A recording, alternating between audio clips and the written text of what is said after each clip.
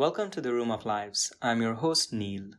In this episode, my anonymous friend shares his experiences of meeting God through Bufo and ayahuasca.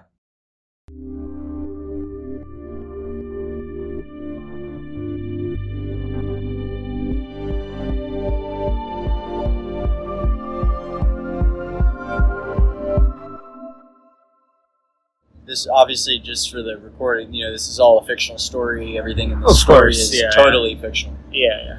But yeah, there's a story where I'm going to become this character in the first person. But yeah, I did Aya twice, ayahuasca twice, Bufo once. Aya I did first last May, so a year ago. About to be the 1 year anniversary in a couple weeks. And I had a conversation with God. But a non-verbal... On ayahuasca. On Aya. Emerging. Yeah, sort of like I had no visuals. Yeah. But just like a... Wait, can you back up a little bit and tell me what are the circumstances under which you did it? Like, was this like part of a ceremony, or did you go to a place, or... I can tell the full story. Yeah. I went to Costa Rica. And I really went on a whim. It was interesting. So actually, back in March, prior... I started having this very strange thing happening. Every Saturday or so, when I was relaxing in my bed at home in Austin, I would be laying there, and then all of a sudden I'd have this impulse to just sit up, and I'd be in a very relaxed state, and I'd get this impulse to sit up, go to my car, and I'd just get in my car and I'd just start driving. And it just felt really good. And I didn't have my GPS on or anything, and I'd just start taking turns. And so I started having this experience of just going for this ride and not knowing where I was going and enjoying it. And every single time I went on one of these car rides, I would have a huge breakthrough. So one of these was right before I chose to go on this trip. I'd just broken up with my girlfriend at the time. Yeah. Her name is Elena. Yeah. Wait, let me push this a little bit closer. This is getting very interesting. Sure. Yeah. Her name was Elena. We broke up and a number of interesting things happened. I had to drive home from Austin to Dallas because I was staying with her in Austin. And because we broke up, I could no longer be there.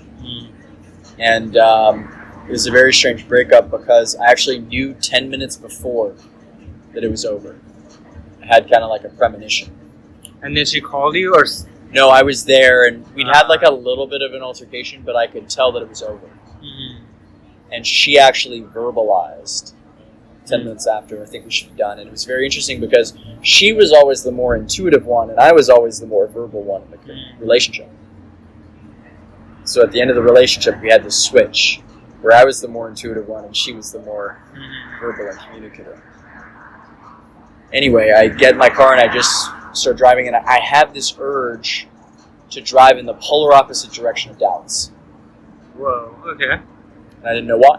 And I was just taking turns, things like this. I called my friend. I ended up parking out in this random field, an hour outside of Austin, south. Out in the country, right? I have this call with her, and I forget what the conversation was. I ended up mainly coaching her, ironically, in her life. But I kept on driving. And all of a sudden, I had this resistance come up. I was like, why am I doing this? I'm going to fuck these. Why am I taking these turns? Why am I driving in this direction? I'm going to turn around. And I had this urge 3 times, and each of the 3 times out in the country, there was a car wreck. And each of the 3 times blocking the exit for me to get off of this road. What the hell? Yeah, perfect. So each time that happened, I had a re-emerging of faith. So I just had to surrender. And next thing I know, I'm out at this random gas station. I don't know why I'm there. I didn't need to get gas. I had a full tank, but I parked. And keep in mind, I'm just going off of a relaxed kind of state. And I ended up going into this gas station, and I go and I'm like, I know what I'm going to do. I'm going to get an energy drink before I get on the road. So I do that for long drives sometimes. And I went and I was going to go get a Monster, but I remember she used to drink this different type, this different brand. So I grabbed that one. And as I'm going at the register, I turn to my right, and as I'm about to buy this thing, I go, wait, hold on. Tell the cashier to wait. I turn to the side, and there's this big rack. I realize there's a full functioning bakery in this gas station. Mm-hmm. I've never seen this before. Mm-hmm. You see a bakery at a gas station, especially in the middle of nowhere, right? Yeah. Who are they selling this to? But sitting there is this wall of Mexican pastries, and sure enough, staring at me is the exact same color and type of pastry that Elena got me. It's the only time I've ever had it, and it was this yellow concha. Mm-hmm. You ever had a concha? Maybe not. I don't remember. Okay. And it looks like a seashell. Okay, I guess. All right. And it was like yellow or green or something.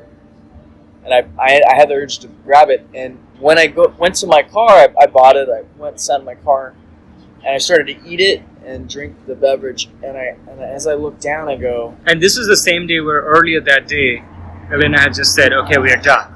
Just earlier that We day. had a breakup conversation. Okay. And I'm sitting in the parking lot. I'm eating this thing. And I realize, holy shit, I'm celebrating her right now.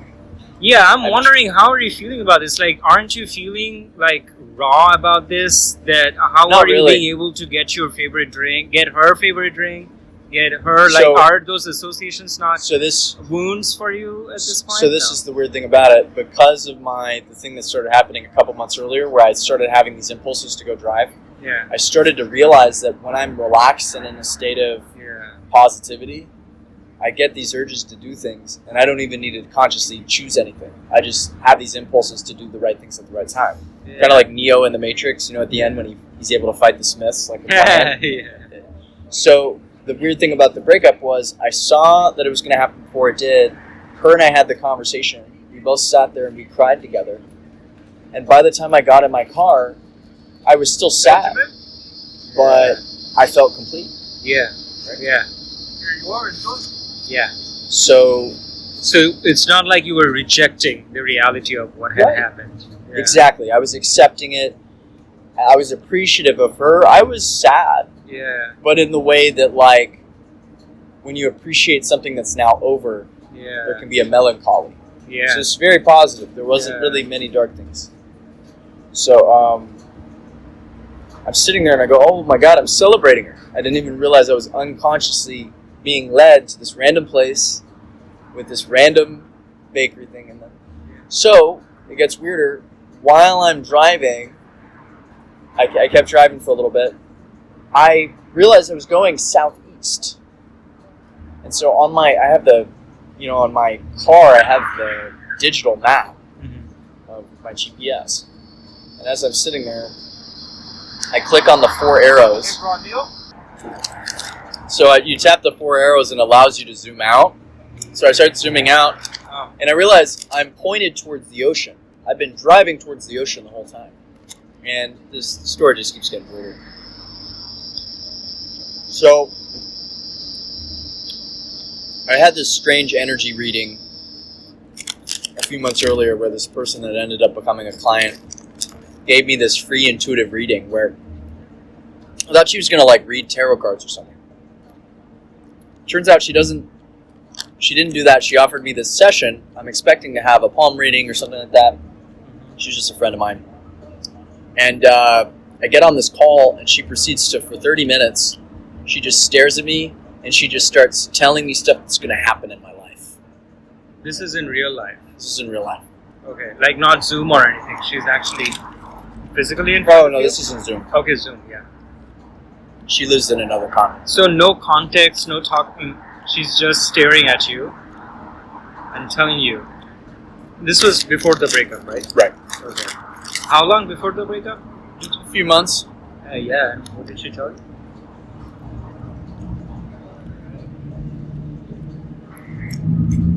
She gave me a number of predictions about business and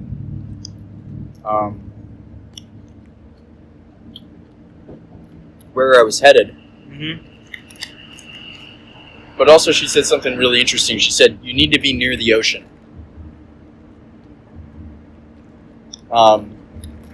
She said, there's something good for you near there.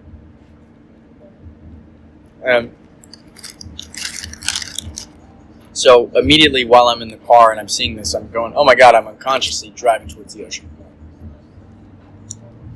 And I've been thinking about going to Latin America. Mm-hmm. And I had a few different options, but one of them was I had a buddy in Costa Rica that had been living in a condo in the jungle that he was renting. That you have to like rent a Jeep and drive. You have to like have your own Jeep to get to it, right?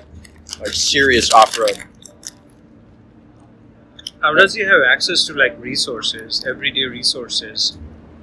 It was only like 20 minutes from Okay. a road, but Okay.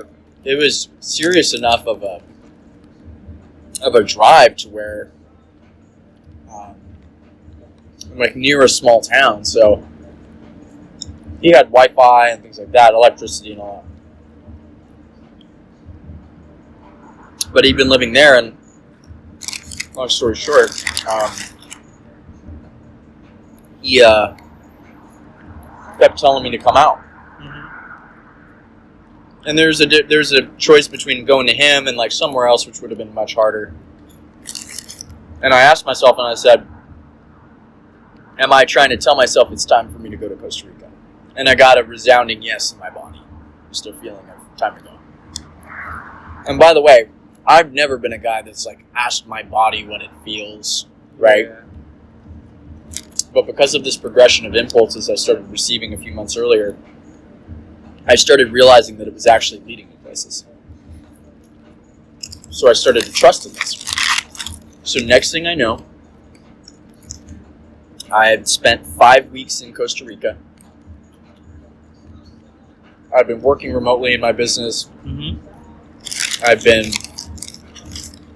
traveling around. I had a number of adventures. And it was all building up to, I set it up. It was like my last full day, my second to last full day in the country. I was going to do Aya for the first time.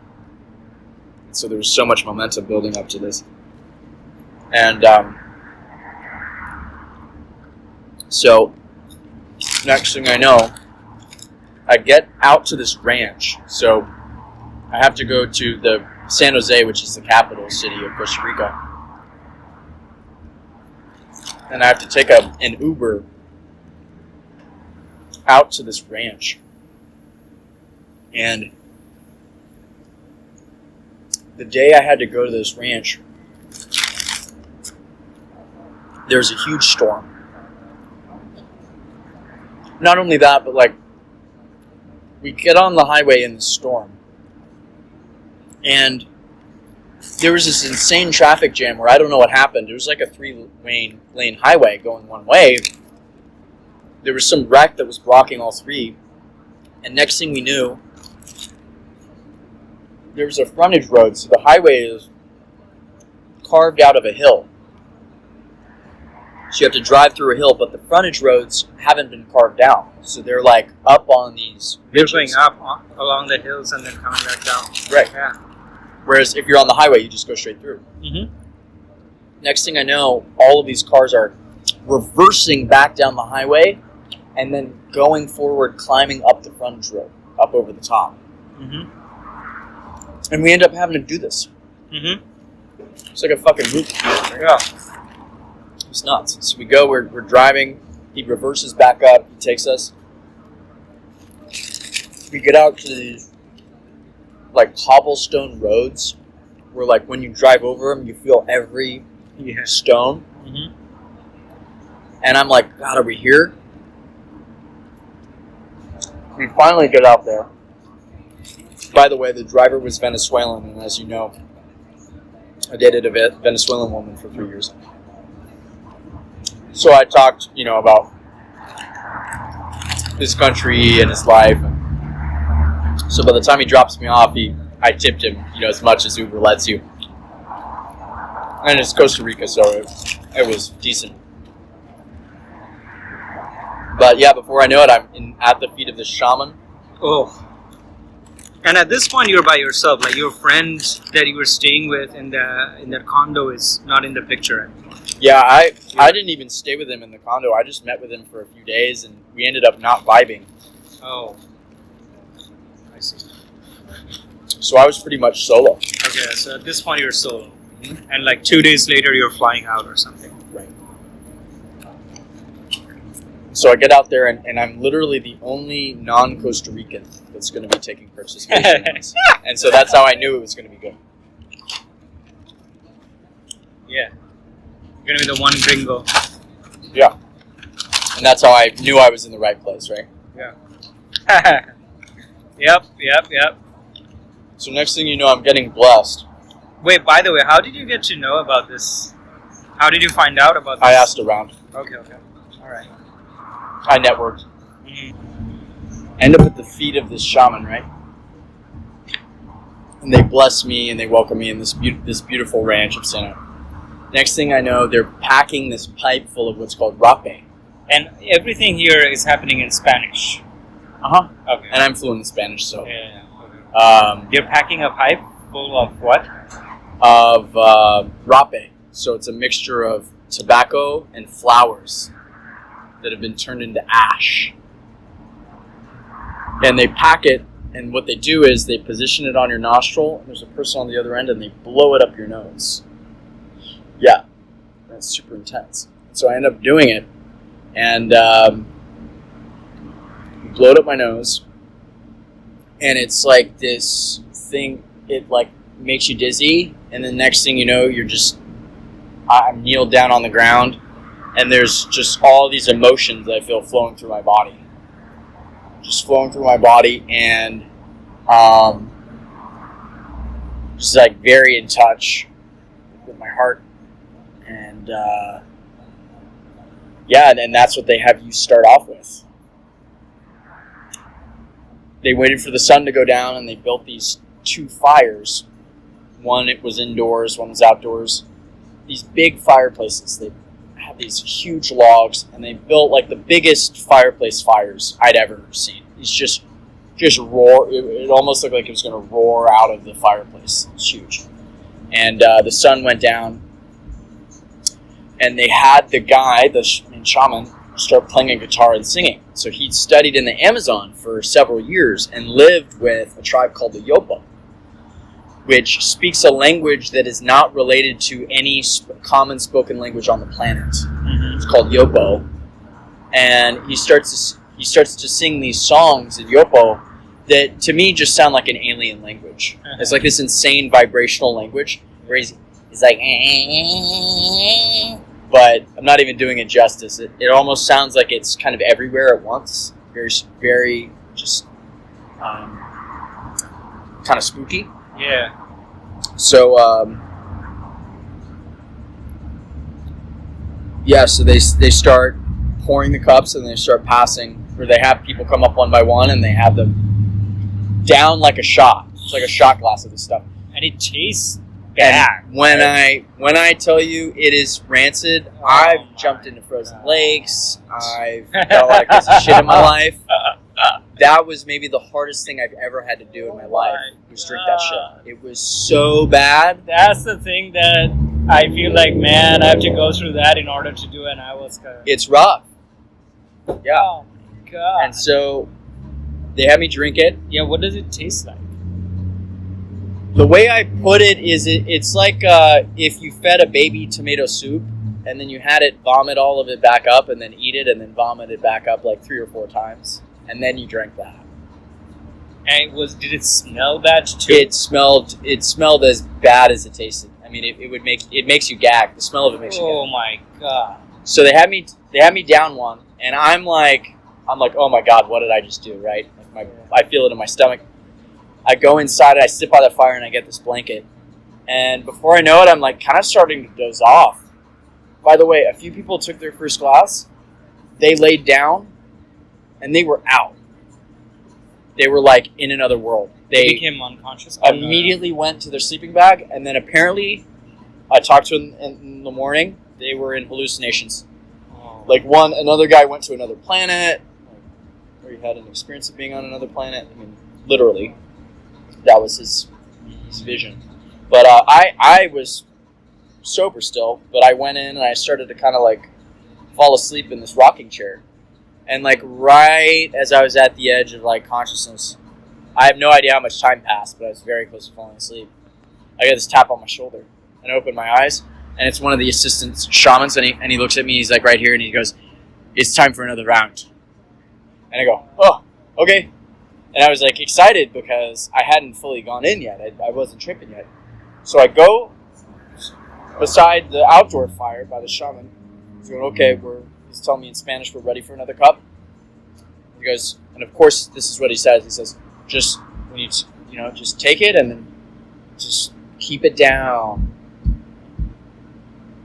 So I take it. 2 minutes later, I'm throwing up in the bushes. Right?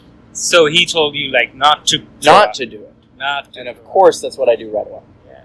Because this stuff's this was my second shot, rancid, and they have you take it all at once, like a shot. Oh man! So I get sick. I go back inside.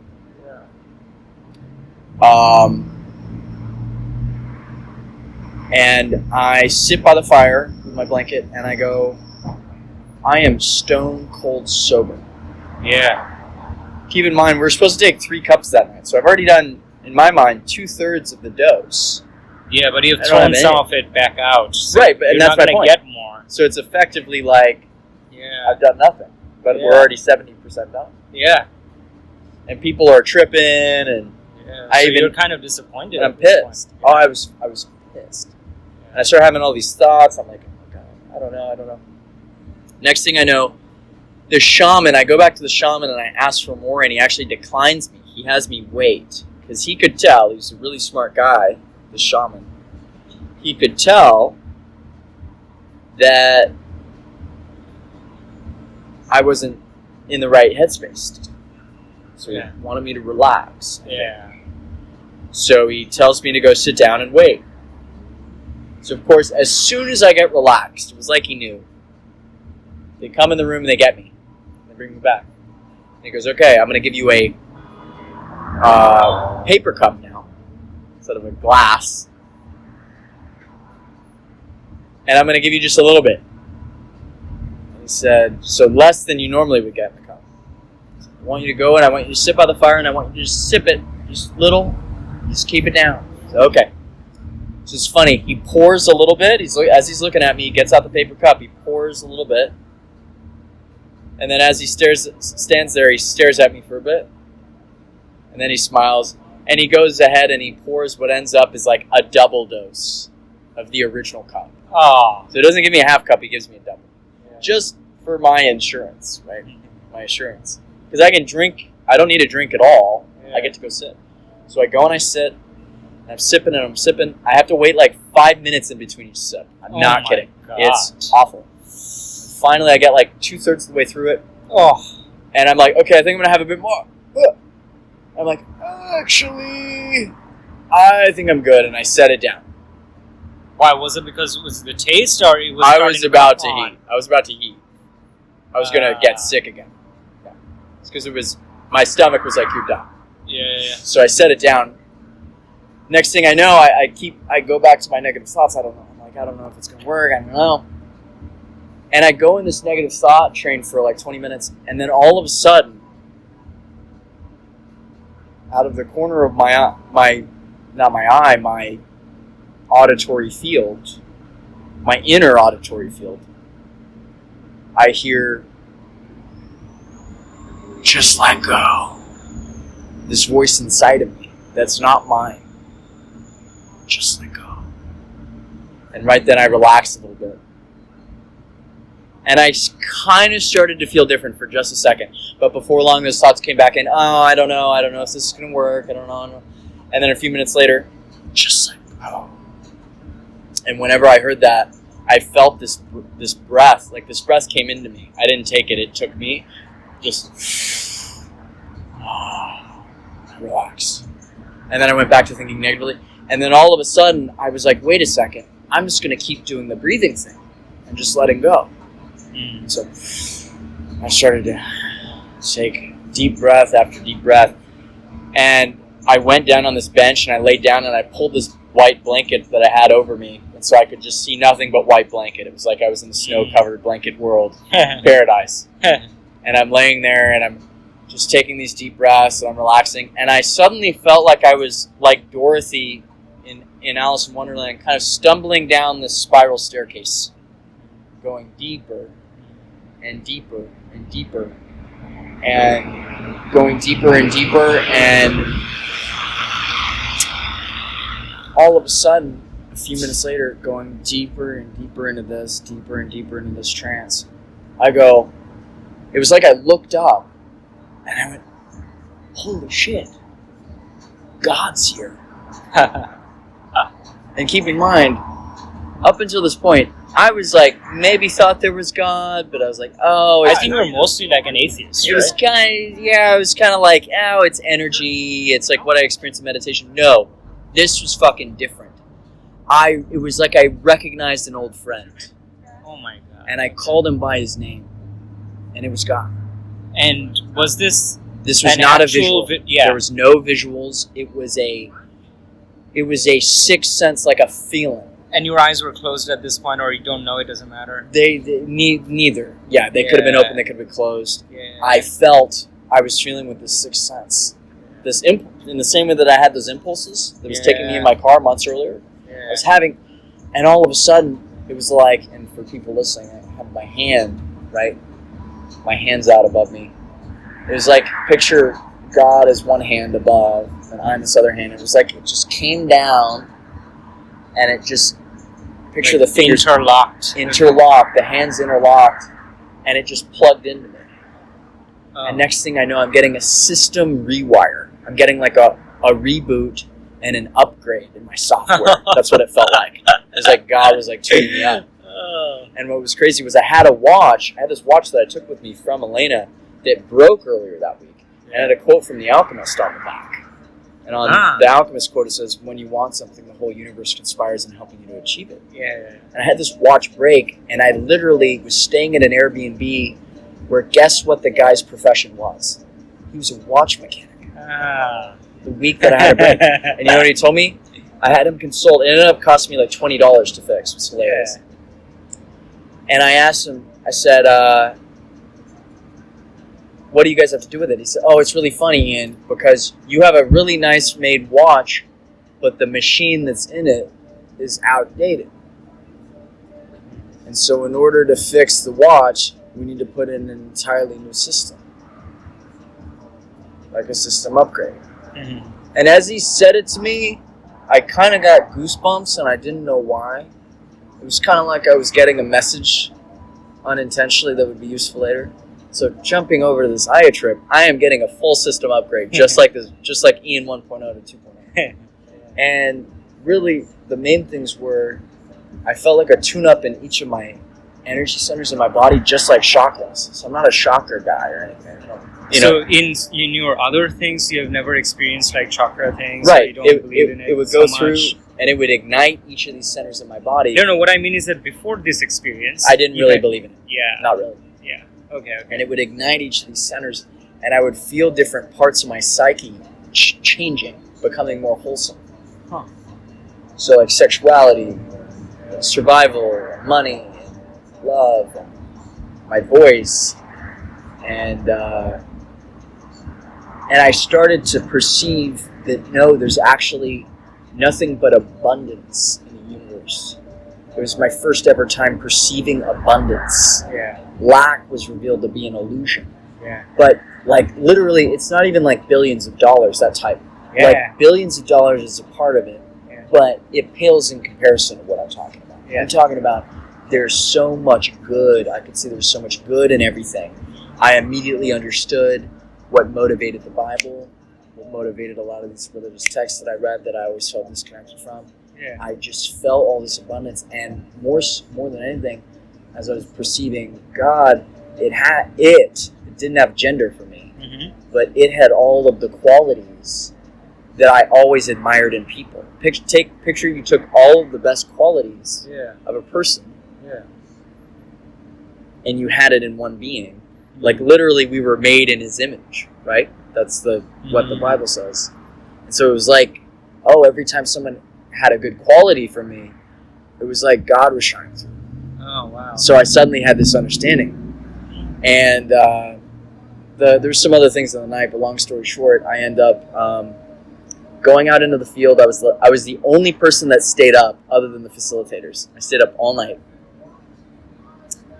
They had me do rapé again. So they have you do rapé at the end of the night to end the ceremony. And I decided suddenly that I was ready at one point in the night to do rapé again. So they do it. And by the way, when you do it, you have to blow your nose a lot. And it like clears out your sinuses, your allergies. And so they did it. And this time, like I really had to clear out. I had to use like 10 times as many tissues. I mean, it was just clearing me out. And I went out in the field. And it was like maybe an hour before dawn. So it's still dark out. But I'm, San Jose is surrounded by mountains. So as I'm looking out at the mountain range,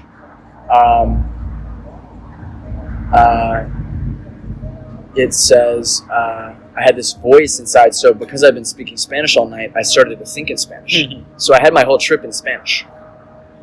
So as I'm walking out into this field, I heard... Say it in Spanish. Todo es limpio, todo es sano, todo es completo, todo es saludable, es completamente perfecto. And so everything's clean, everything's perfect.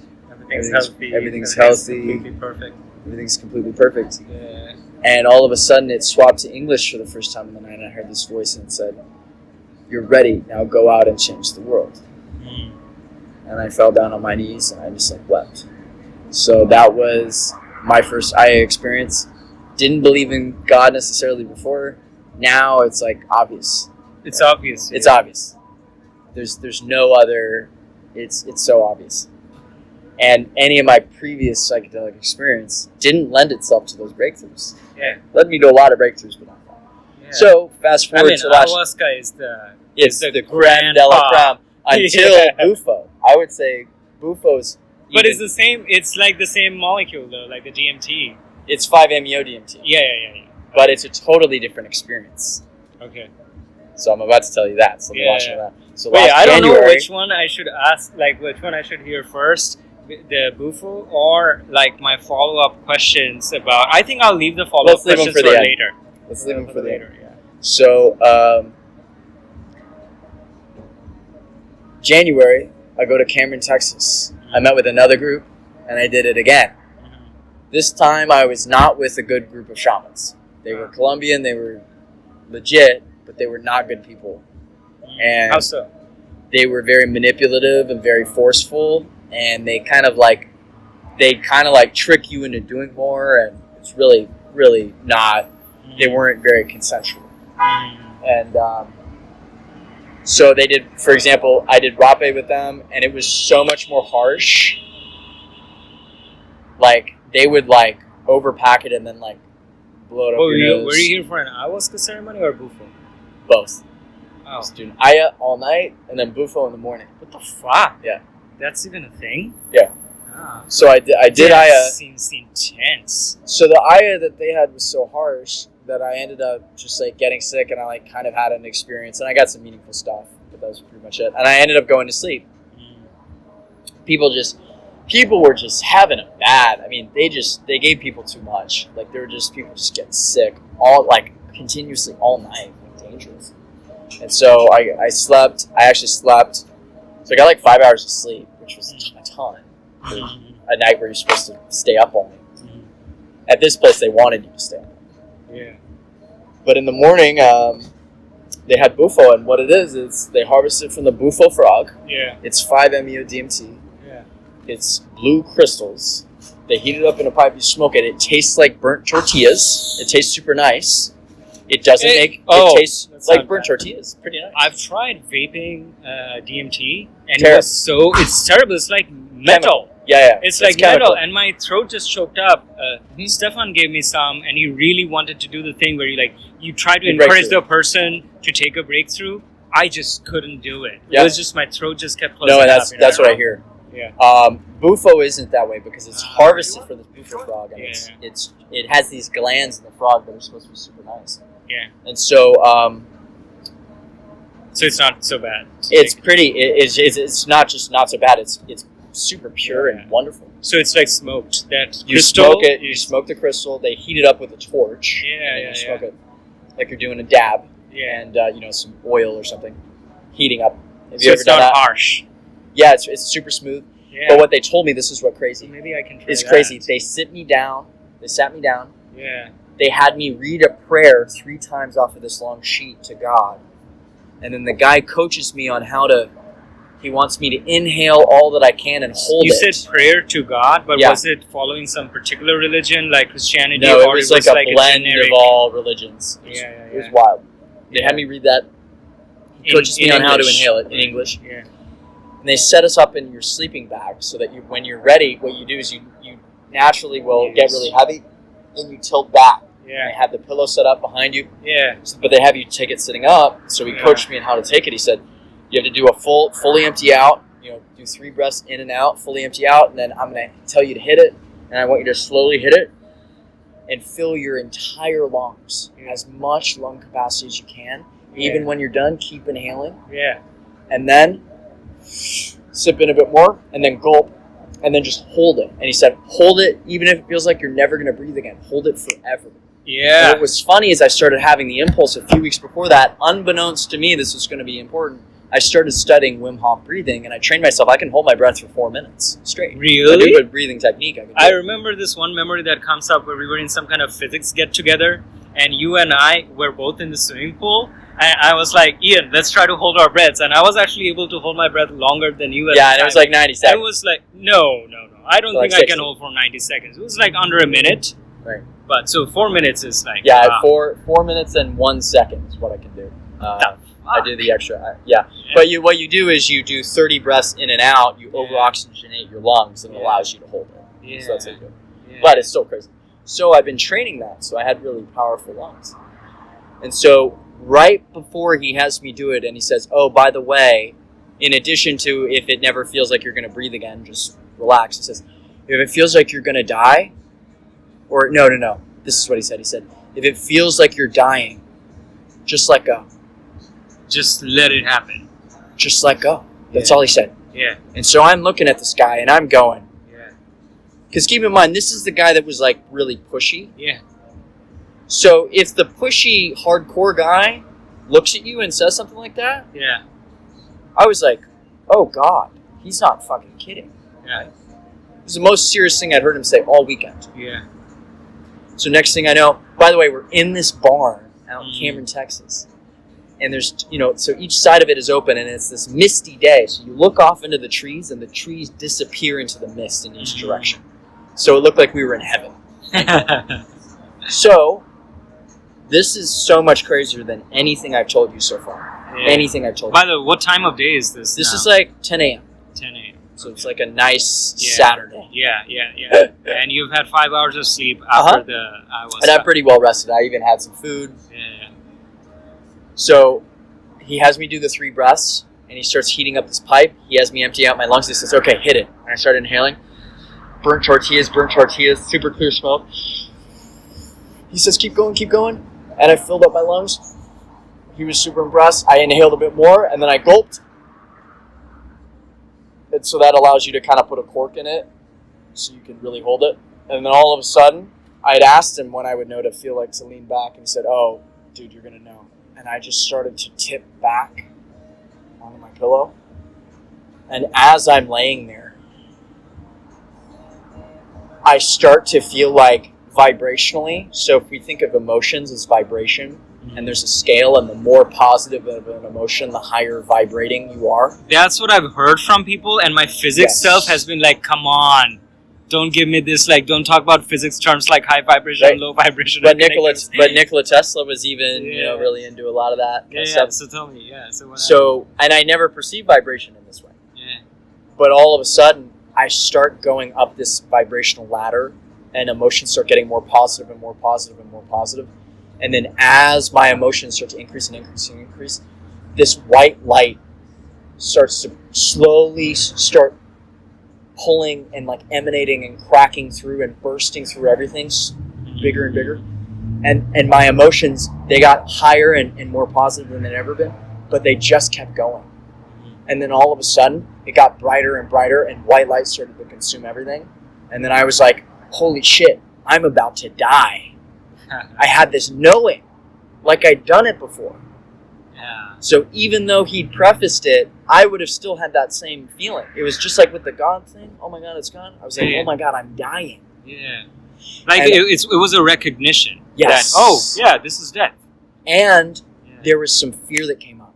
Yeah. Because things were getting better and better and better. But I don't know if you ever read in like a lot of the Greek myths, the Greek gods, they were not able to be perceived by human beings because if they showed themselves in their true form, it would destroy humans. So they would have to grant, like for example, I think Hercules, he got granted God vision to be able to see the Greek gods. Actually, in the Bhagavad Gita, the Mahabharata, with Krishna and Arjuna, Arjuna gets granted God vision when Krishna chooses to show himself as Vishnu, because it would destroy him if he saw. And so this was exactly what I was perceiving. I was like, oh my God, I'm going so high, it's going to destroy me. So I had this fear come, and then all of a sudden, it took me so high, the fear obliterated, my body disappeared, the world disappeared, subject and object disappeared, my emotions, my human emotions disappeared, my human thought disappeared, my five senses disappeared, and all time disappeared. So I enter into infinity. Everything disappears except for this white light bursts through everything. I become this white light. So there's nothing but white light, vision, so God vision, and then God feeling, which is this infinitely high vibration, but it's getting higher and higher and higher. As in yesterday, the vibration was a certain way. Today it's bigger. Tomorrow it will be bigger. It gets bigger forever, and it's expanding forever, just like the universe. And I was this internally, infinitely high, infinitely expanding I am, with no subject or object, forever. Because I'm outside of time. Yeah. So for zero time, 0 seconds, and infinity seconds at the same time. Yeah. And I was gone forever, and then all of a sudden... Oh, and by the way, in the Bible it says in the book of Exodus, it says, and you must call me by my true name. And God said, and you must call me by my true name. My real name is I am. And you must refer to me in that standpoint. So a lot of Christian mystics and Jewish mystics, they argue actually, whenever you identify, for example, I am a loser, I am a winner, you're active and you feel that way, you're activating the vibration of God, and so God is going to give you whatever you're focused on. So it's that idea of you attract what you are. So if you feel like a loser, you identify like a loser, you're going to attract loser people, loser situations, loser things. So the I am idea is... So it's kind of like a self-manifesting... Correct. So God is I am. So choose what you want to be. God said, my house has many mansions. Or Jesus said, my Father has many mansions. And you can go to and forth from them as you please. And the idea is the mansions are states of awareness and being. And then actually you manifest... When you choose different states, you will manifest different conditions. Yeah. So anyway, this I am thing makes total sense all of a sudden, because it's just a vibrating thing. And then all of a sudden, I'm like, wait, where am I? What am I seeing? Oh wait, I'm seeing. What am I thinking about seeing? Oh, I'm thinking. Oh, I'm seeing a barn. What's a barn? So I came back into my body. So you're slowly coming back into this perspective of Ian, step by step. But just like a baby. Yeah. So a baby doesn't know what the five senses are until they've had the five senses, and then they become aware of the five senses. Yeah. So I started having my five senses, my emotions, and my thoughts before I realized what thought, emotions, and five senses were. Yeah. And so I'm looking... So you first have the emotions, thoughts, and senses, and then you become aware of the emotions, thoughts, and senses. And I was like, what am I looking at? Oh, I'm looking at a person. What is his name? Oh, his name is Nathaniel. Yeah. And right as I come out, I look at the shaman, and keep in mind, everything's still bathed in white light. I come out, and by the way, the music that these motherfuckers play, it's shit that, like, gets you freaking lit when you're high out of your fucking mind. Yeah, it is I've heard made that for repeatedly. being high out of your fucking mind. People I've heard from people like, how the fuck do they know the exact thing to? Well, yeah, and he's fanning this thing, and he's playing like this maraca, and it was like, it was like a rattlesnake. Yeah. And I come out, and I'm like, oh, and he's singing, And he's like, "How's his spiritual son too?" Yeah. And I'm like, "Oh my God, it's so beautiful." And right then, a corgi, little corgi dogs? Yeah. A corgi comes out named Reba that I met earlier. Perfect timing. Runs up to me and starts licking my face. And I'm overcome with joy.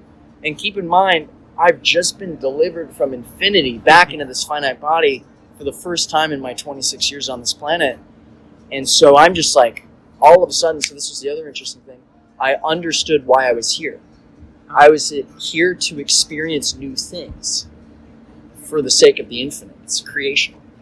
So the infinite expansion that I saw when I was at I am, it's what happens when we have experiences here. Because we're always creating new things. So actually Abraham Hicks, who has law of attraction, those teachings, what she says is that the human experience, we're on the leading edge for all of infinity and creation. So we're in physical bodies to create for non-physical. So if we learn how to surrender and appreciate each moment and do nothing other than that, which has become my life practice in the last few months, you're going to be led by divine impulses, just like I had been for several months prior to finding those teachings. By the way, I didn't find these teachings until months after Bufo. But you'll be led by divine impulse to miracle after miracle after miracle. And your life will get better and better and better. By the way, that has been what's been happening. The more I just surrender, the only work I do now is when I get inspired to act. I don't consciously make myself take action in my work. And I'm getting better and better in my results. Right? So so I come back into my body. By the way, I was gone for 15 minutes, and they had me do it 2 more times that hour. So I did it 3 full times. The second time I didn't fully lift off because they had me kind of take the after hits of some people that couldn't inhale all the way. But the third one I fully exited again. And it was a bit smoother, but it was still just as wild. And I felt totally complete. And I felt like I'd come. And I have not had any urge to do any psychedelic since. I might do Bufo again. That was in January. Okay. I might do Bufo again maybe someday. But I saw everything I needed. And then since then, I've had Abraham Hicks and Law of Attraction come into my life, which those teachings have been, it's like the embodiment of Bufo. Yeah. So that was my experience and changed my life. So wow. And by the way, Bufo blew the eye out of the water, that first experience.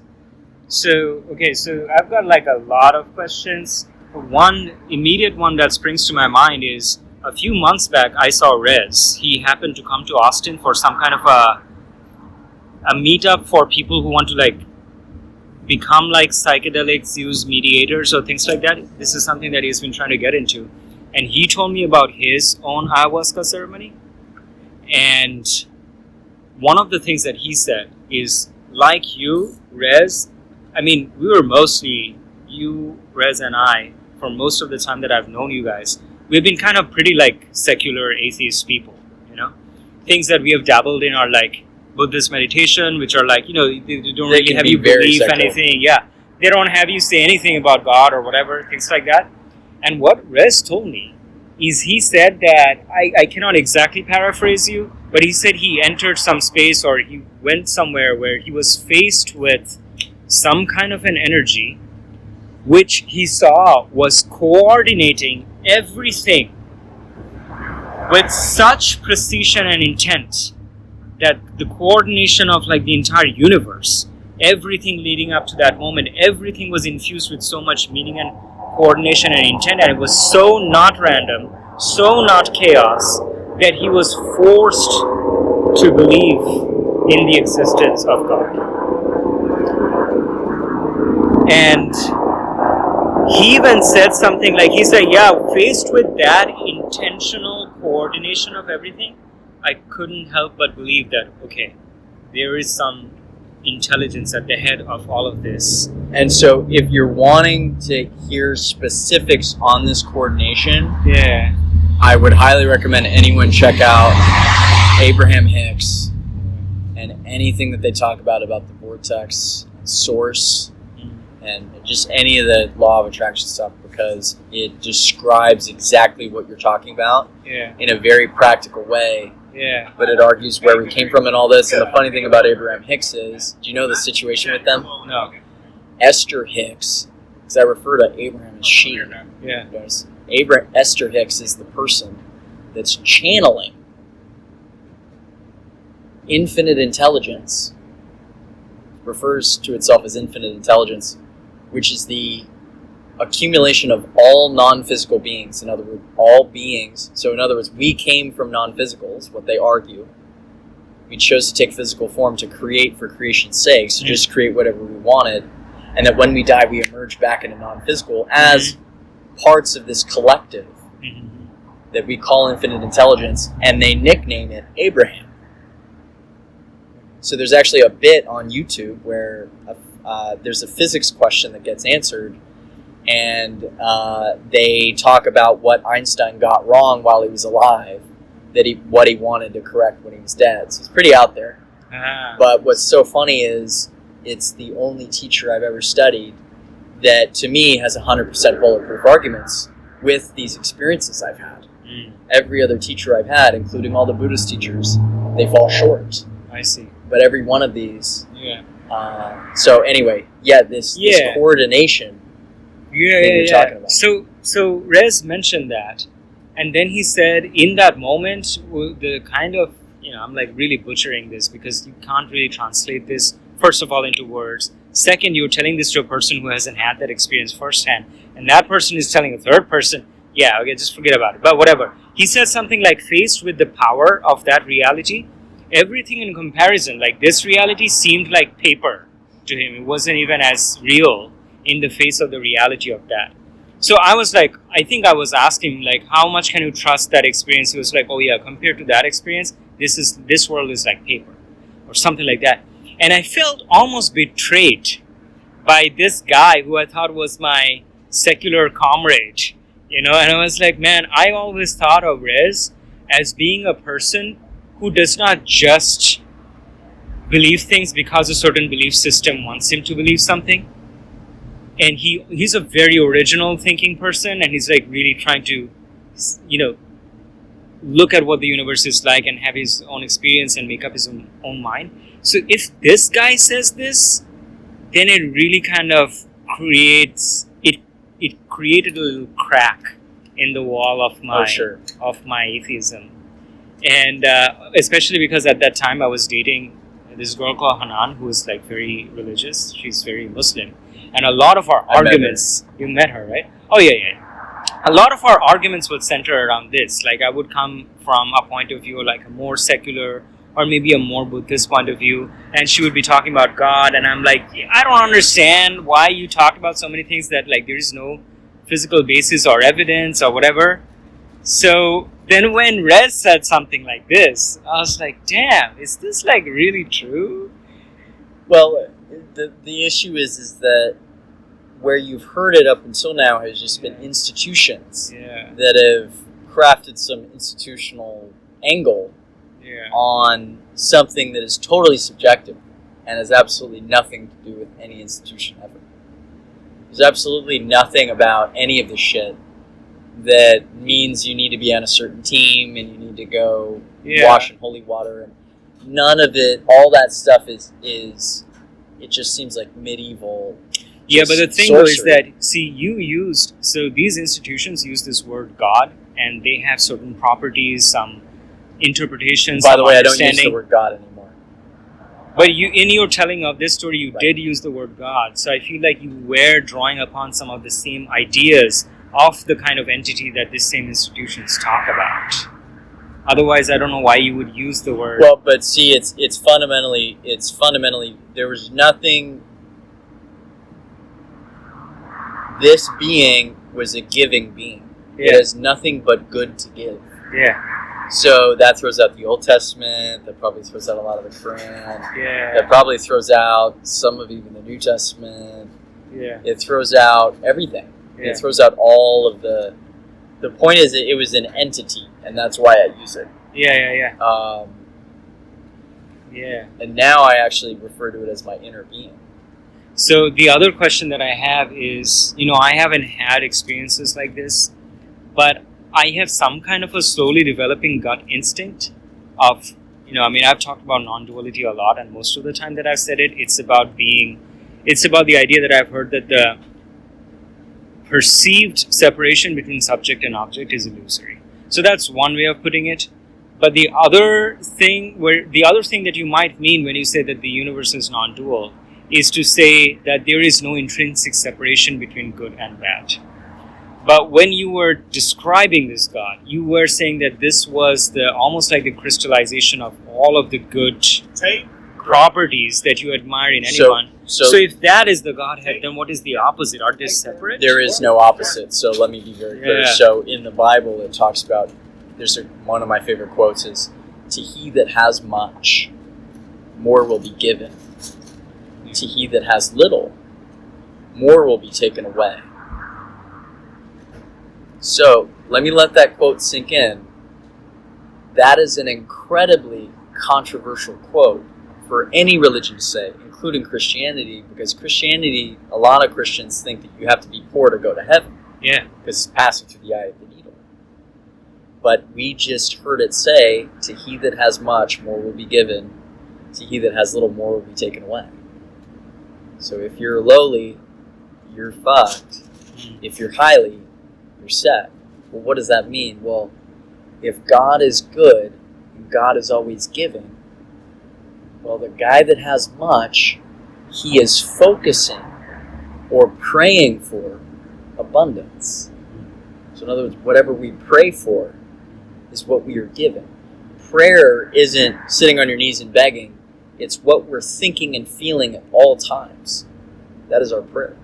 So the guy that has much, he has much because he's thinking about splendor and positivity and joy and peace. So he's always given that.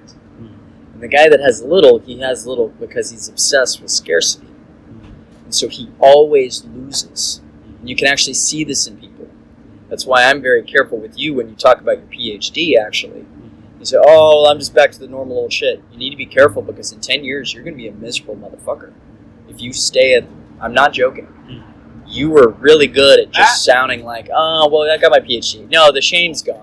That was essentially the only good thing you had to say, which was not even a good thing. It was negatively focused. Shame is gone. Yeah. You didn't say that you got a better body. You said, "Oh, yeah, well, I have a less shitty body now." Yeah. So you're focused on shitty. Yeah, I guess. Yeah, I would say that in general, I'm pretty fulfilled with what I'm doing. Okay, that's good. Yeah. Good. Yeah. So, well, okay, good. Well, I'm good to hear. I'm happy to hear that.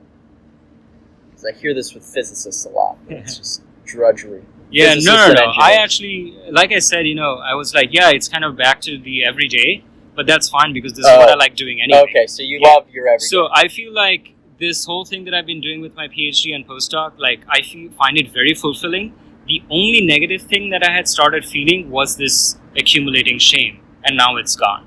But now that that's gone, like pretty much whatever remains is whatever I've been feeling all along, which is like I find my work quite fulfilling anyway. So how does that experience of encountering the Godhead, merging with it, realizing that as part of your being, how does it end up shaping your life today? Or since that experience until now, going into the future? So it all started with when I started getting the impulses to drive months before I did any of these substances. So March before last. When I started following these impulses, when I was in this relaxed, positive state, my life started getting better. And so now, translating it now, by the way, the Abraham Hicks stuff, the only thing that they teach you to do is learn how to be relaxed and enjoy each moment as much as you can. And then when you're in a joyful state, just focus specifically on the next thing you really want in a joyful way. And and then just let impulses take you for a ride. So fast forward to now, I live my life fully off of that impulse. Except for, when I have resistance come up. Like I went and I checked on my car and you actually pointed out there was some resistance there. But the cool thing about a lot of those teachings, what they say is, the whole reason we came here was for duality, or what they don't call it duality, they call it contrast. Yeah. So contrast is what creates. Yeah. This is what they say. And so to be on the leading edge of contrast, we get born into these bodies.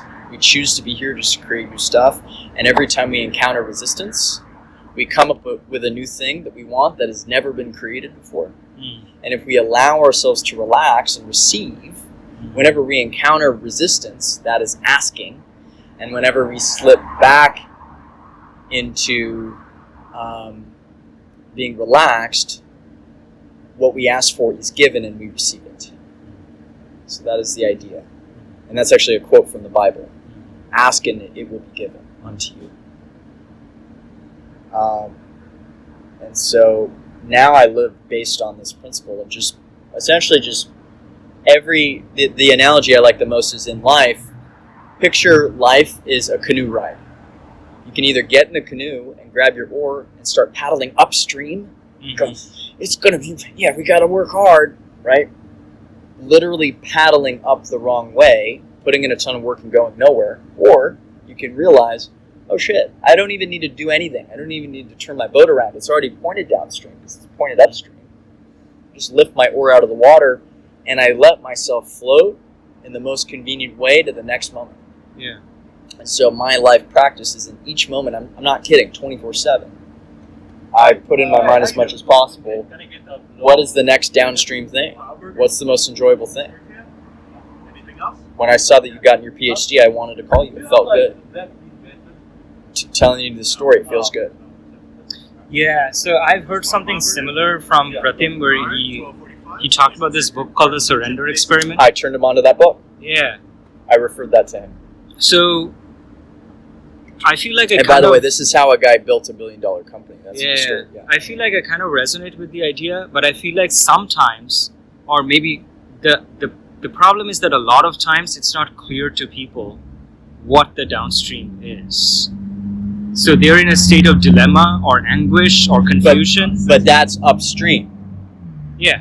The dilemma. Yeah. So all you need to do is just, you don't need to, it's not going to be easy breezy right away, but how can I relax, be 10% more relaxed or 1% more relaxed than that anxious state? Yeah. And then you get good at that, and then before long, it's going to be happier. Yeah. I think I have experienced this in a much more limited form, where there are times in which I'm being very neurotic and fretting around in my head, what should I do, and blah, blah. And if I take some time to just step back and just let the space around my mind expand, while I surrender the desire to figure out what to do next and just be like, even something simple as just breathe. I've noticed that once my mind starts settling down a little bit, the natural course of action floats sort of on its own to the surface, and I don't have to fight to figure it out anymore. So that's exactly what the analogy that Abraham Hicks uses. She uses upstream and downstream, but the other thing she says is whenever you're in a negative state, you're taking your cork and you're holding it underwater. So all you need to do is release your grip enough to let go of the cork, and it will float naturally to the surface on its own. So that's exactly it. So either floating downstream or letting go of the cork, whatever analogy. Yeah, but I feel like these analogies to a lot of people, they just don't make sense. They don't know what it means to let the cork go or to float downstream. And but they do know. They do. They just need to be guided to chill. Yeah. They just need to learn. What I'm saying is that most people, including me, a lot of the times, it feels like I do not know how to chill. Right. I do not know what I should be doing to relax. It's just a state of pure confusion. But it's over. Are you in that now? No. Right. So it doesn't last forever. Yeah. For some people, if you get really stuck in it, if you're a member of the cartel and you're killing people, I don't know. Yeah. And those guys a lot of them are sociopaths. Yeah, I'm thinking of I don't know, some homeless person with some kind of a neurological issue, and they're always suffering, and they're just miserable and confused their entire life. But here's the other issue too. You've seen those studies about happiness in third world countries versus first world? A lot of third world countries, people are happy. Yeah, it doesn't necessarily have to do with material. Yeah. But my point is, there are commercials with starving kids in Africa, and there's a bunch of crackers over here, pardon my French, there's a bunch of people in the first world that look at those and they feel super bad.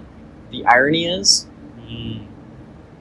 they don't know, they haven't probably felt as good as a lot of the people that they're feeling bad about. Yeah. They don't know how. Yeah. This is in the first world. Yeah. Yeah, so I'm not necessarily talking about, if you're like materially fucked or something like that. I'm just talking about under whatever circumstances you find yourself. Maybe you're in the first world, but maybe you're like still, kind of like a fucked up mental state. I don't know, like, to them, I think what's unclear is what does it even mean to let that cork go? And I wondered if some like really strong and intense experience like the one that you've had brings that wisdom much closer to the surface, so that moment to moment it's easier for you to tap in and recognize what is the direction of flow.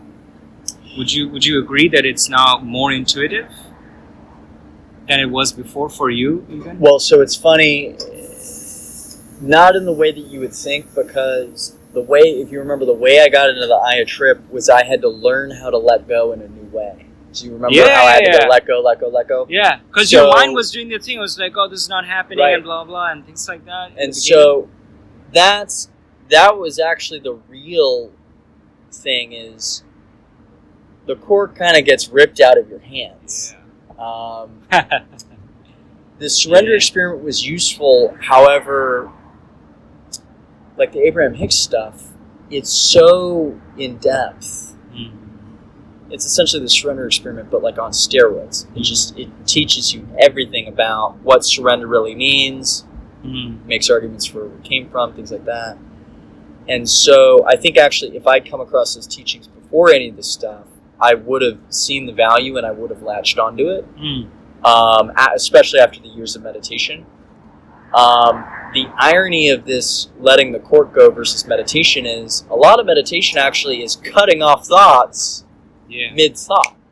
Yeah. Whereas what I've learned how to do now is allow all thought to just go. Yeah. So I don't care about whether I'm present or not.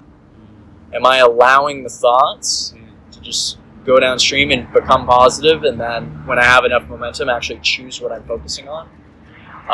If I'm doing that, then great. Yeah. But the meditation set me up to be prepared to learn how to do this. Did these experiences help? Yes. But my point is, they're not required, but it kind of makes it undeniable. It created this space where it was like, okay, everything that everyone is saying doesn't really matter now. That was the big, it wasn't even a qualifier for what is. It was a disqualifier for everything in the human creative world. The news is hilarious to me now.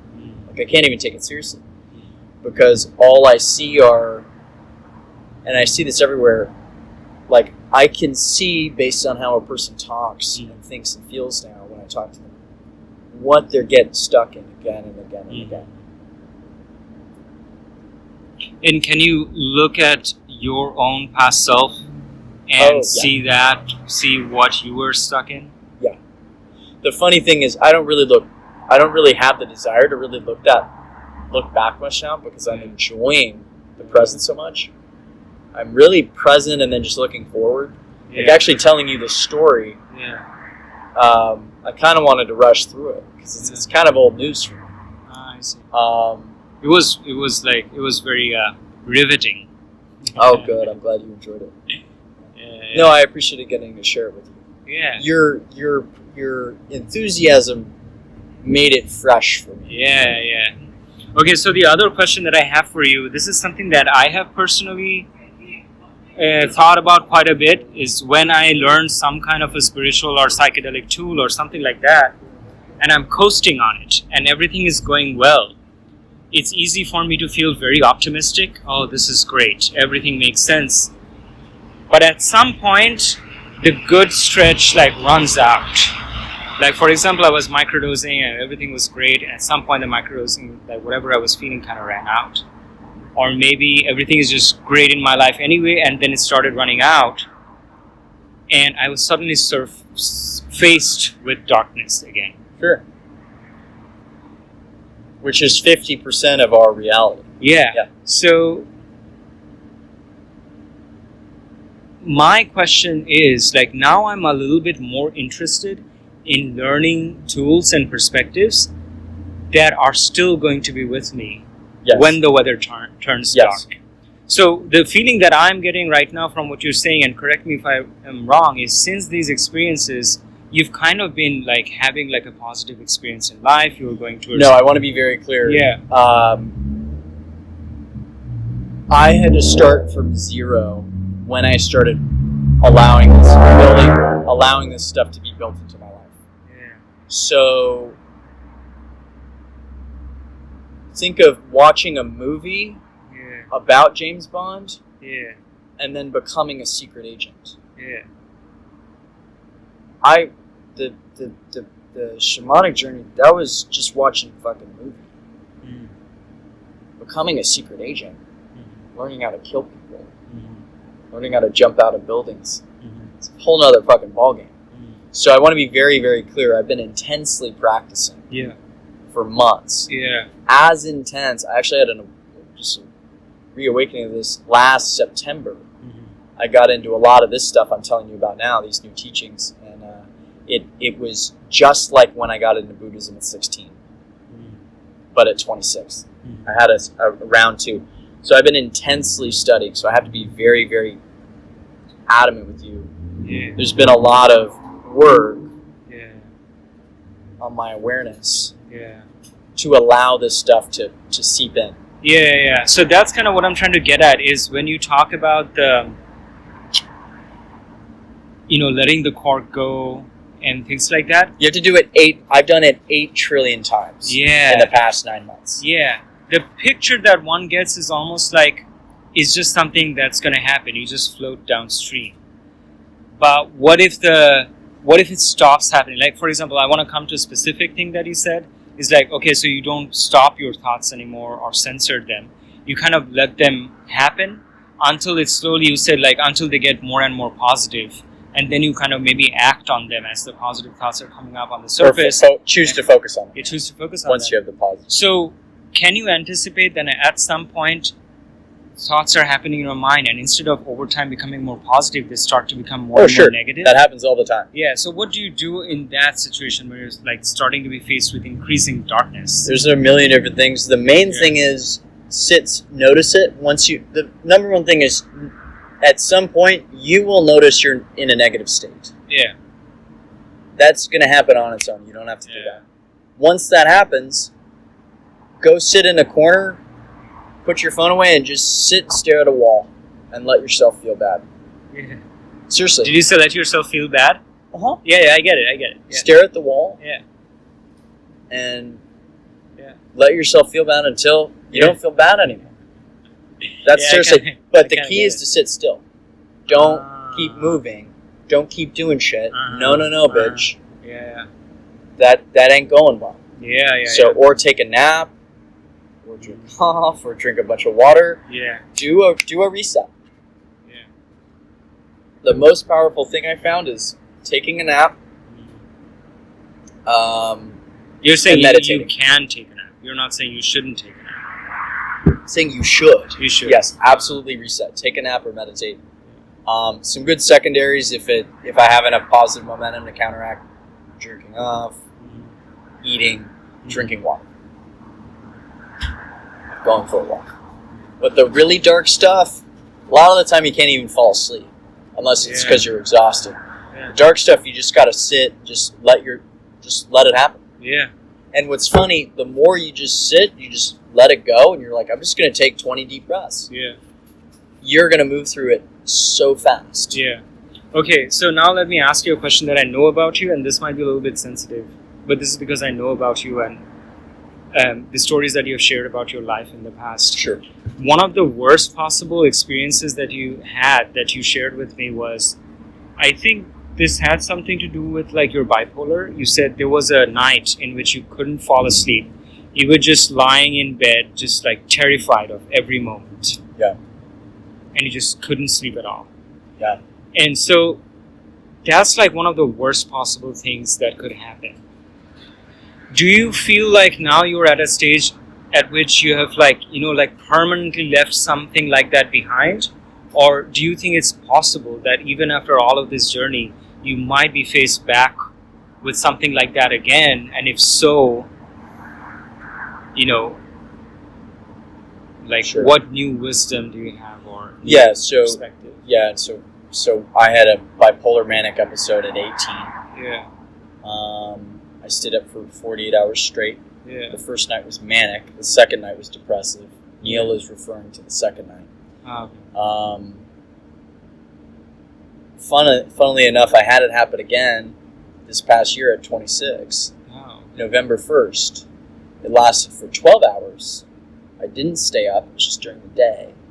And it was pretty much all positive. But it was definitely a mania. So Mhm. I'm not on medication. I haven't been for years on it. It seemed like a really necessary chemical reaction to happen in the brain.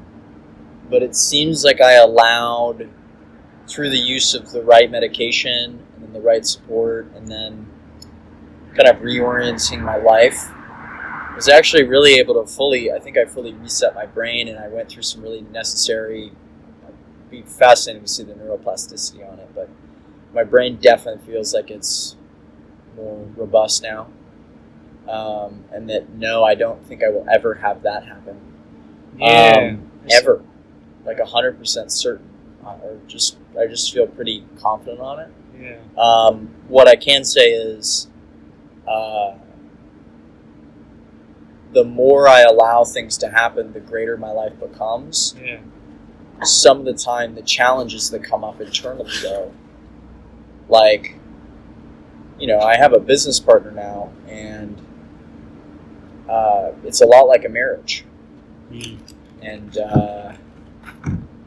I'm always, like, there's really high stakes there. Mm. And had some knockdown, drag-out conversations with her that were very uncomfortable and very, where I got kind of ugly. Mm-hmm. Ugly things have been said and things I haven't felt good about, things like that. So in that sense, those continue to come up. I'm even getting better with those, but my point is, I don't think the really like wild negatives are going to be a thing. Mm-hmm. I think the bumps in the road, or more specifically, the boulders early in life, were what I had to dodge. Mm-hmm. Now it's the pebbles in my shoes, in my boots, that are the thing. So I think progressively, I still encounter. It's kind of like the bigger my life gets, the obstacles are pebbles now instead of boulders, but they still can trigger me. Yeah. And so that's what I say. What we'll have to say about adversity. I really do feel like it's a pretty smooth journey, especially when I look back at past obstacles. It's hilarious. Yeah. Thanks for joining me and my anonymous friend today in the Room of Lives. Take care. Until next time.